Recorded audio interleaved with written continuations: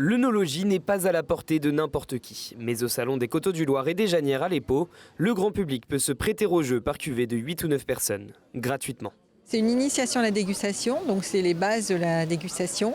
Et on va dire que c'est appliqué un petit peu à Janières et Coteaux du Loir. C'est-à-dire que je donne aussi quelques pistes, quelques renseignements sur ce qu'est un Janières ou ce qu'est un Coteau du Loir. Le but des inscrits, mettre des termes sur des saveurs et enrichir leurs connaissances, quel que soit leur rapport au vin. On a assez peu de culture par rapport à ça, mais on sait que ça rentre dans notre patrimoine et du coup on se dit que ça peut être intéressant de plus connaître de connaître davantage de choses. Parce que quand on en parle, on n'a pas de vocabulaire et à part c'est bon, c'est pas bon, on dit pas grand chose quoi. Ça peut toujours être stylé de dire alors lui il est plutôt tannique, assez léger, il doit être ensoleillé. Après quelques minutes, certains s'essaient à une analyse, d'abord à l'odeur.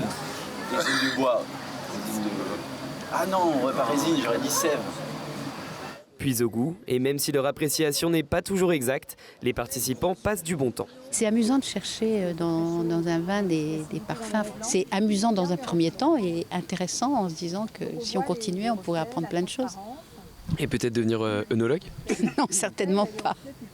Mais au moins, ces visiteurs repartent avec des clés pour analyser les vins, et notamment les productions locales. J'ai appris quelque chose aujourd'hui. Après, j'imagine qu'il faut travailler ce talent, ce goûter au quotidien, et voilà, ça va venir avec le temps, j'imagine.